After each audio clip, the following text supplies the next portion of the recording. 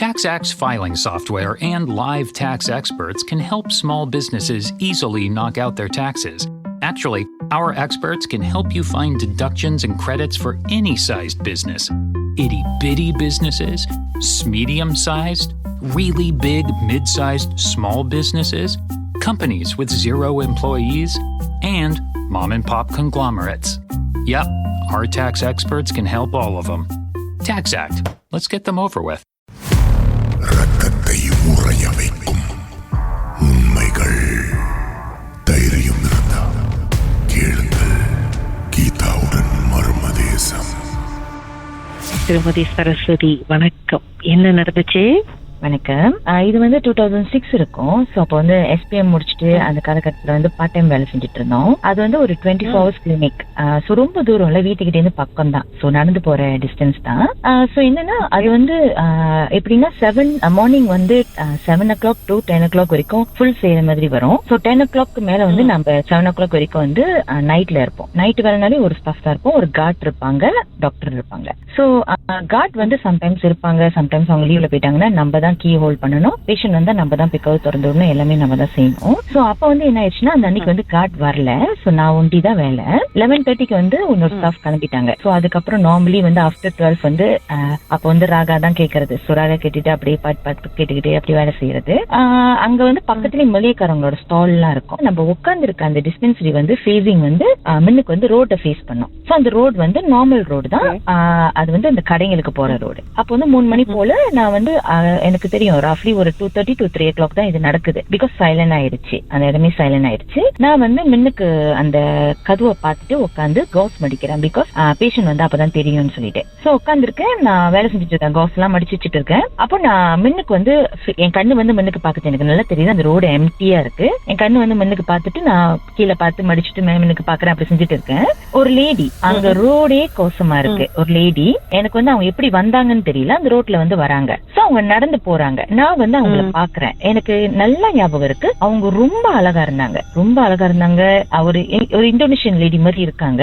ஆனா வந்து அவங்களோட ஃபேஸ் மட்டும் தான் எனக்கு தெரியுது. என்னால அவங்க உடம்ப பார்க்க முடியல. அவங்க உடம்பு இருக்க மாதிரியே இல்ல. எனக்கு முடி நீட்டா இருக்கு, ஃபேஸ் மட்டும் இருக்கு.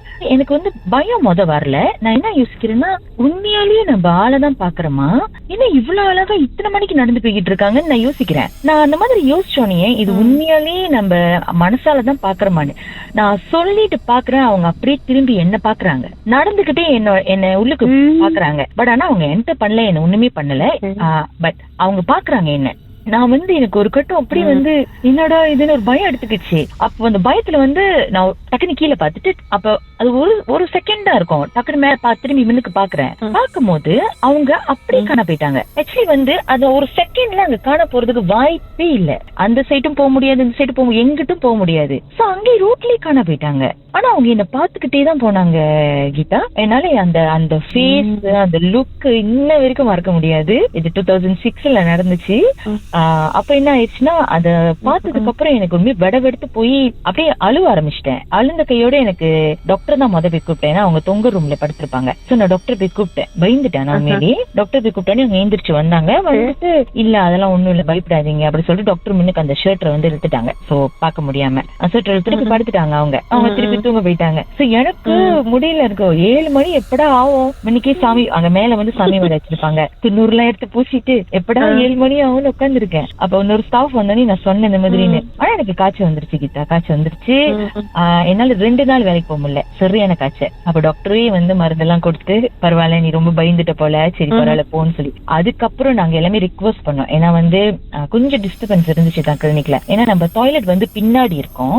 நம்ம வந்து ஒரு 5 o'clock போல டாய்லெட் வாஷ் பண்ண போவோம். எல்லாமே நம்ம தான் செய்யணும். சோ வாஷ் பண்ண போகும்போது பின்னாடி வந்து நம்ம வாஷ் போயிட்டு பண்ணிட்டு இருக்கும் போது முன்னுக்கு சத்தம் கேட்கற மாதிரி இருக்கும், ஆளுங்க கூப்பிடுற மாதிரி இருக்கும். வந்து பார்த்தோம்னா யாருமே இருக்க மாட்டாங்க. அப்ப நம்ம முன்னுக்கு இருக்கும் போது டாய்லெட்ல வந்து ஃபிளஷ் பண்ற சத்தம் கேட்கும், பாஸ்கெட் பால் ஆடுற சத்தம் கேட்கும், அந்த மாதிரி எல்லாம் நடக்கும். அப்புறம் குழந்தை அழுவுற சத்தம் கேட்கும்.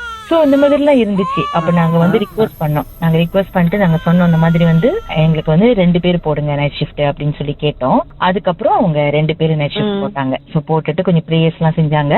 அதுக்கப்புறம் அப்படியே கொஞ்சம் ஓகேவாச்சு. நானும் அங்கேருந்து வேலை விட்டு நின்றுட்டேன். ஆனா அந்த கிளினிக் அங்கதான் இருக்கு. அங்க போகும்போது எல்லாமே வந்து பாத்தீங்கன்னா எனக்கு பயம் வரும் அந்த ரோட கிராஸ் பண்ணாலே. அவங்க உடம்ப பாத்தீங்களா இல்லையா? முகம் மட்டும் தான் தெரிஞ்சது, உடம்பு தெரியல. நீங்க இல்ல ஒண்ணுமே இல்ல, காத்துல போன மாதிரி தான் இருந்துச்சு. அதான் நான் சொல்றேன், எனக்கு அந்த டவுட் தான். எனக்கு வந்து நான் பார்த்ததுக்கு அப்புறம் எனக்கு நானே கேட்டுக்கிறேன், இப்ப நம்ம உண்மையாலே மனசாலதான் பார்த்தோமா? எனக்கு வந்து அது இன்ன வரைக்கும் சொல்லுவேன், அது ஆள் இல்ல, மனசால இல்ல. அது வந்து உறுதியா சொல்ல முடியும். ஏன்னா நான் நினைச்ச கையோட அவங்க என்ன திரும்பி அதான் நீங்க பாக்குறீங்கன்ற ஒரு ஏதோ ஒரு ஃபீல் பண்ணிருக்கு அவங்களுக்கு. அவங்க என்ன திரும்பி பார்த்தாங்க. பட் ஆனா என்ன பார்த்து என்ன பயமுறுத்தல, எதுவுமே பண்ணல. ஜஸ்ட் அவங்க என்ன பார்த்தாங்க. ஆனா அந்த பார்க்கும் போதுதான் என்னால அவங்க ஃபேஸ நல்லா இன்ன வரைக்கும் ஞாபகம் வச்சிருக்க முடியுது. ரொம்ப அழகான ஃபேஸ் அப்படின்னு சொல்லிட்டு. சோ அந்த ஒரு நீங்க பாக்குறீங்களேன்னு சொல்லிட்டு கிளினிக் அந்த மாதிரி கசி சத்து இன்ஜெக்ஷன் அப்படின்னு அந்த மாதிரி எல்லாம் எதுவும் சொல்லல கிட்டா. சரி, உங்களுக்கு நடந்த அடுத்த சம்பவத்தை பாட்டு பேசலாம் கொஞ்ச நேரம். Okay, sure.